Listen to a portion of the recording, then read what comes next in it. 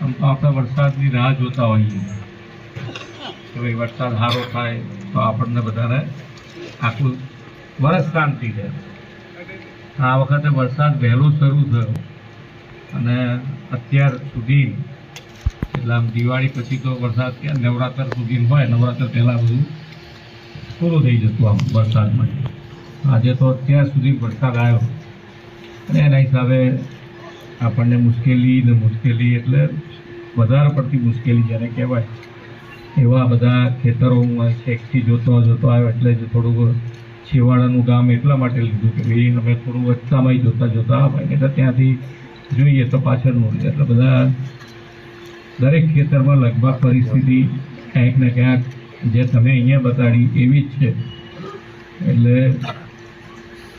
તે સરકાર તરફથી જે કરવાનું છે અમે તમારી સાથે રહીને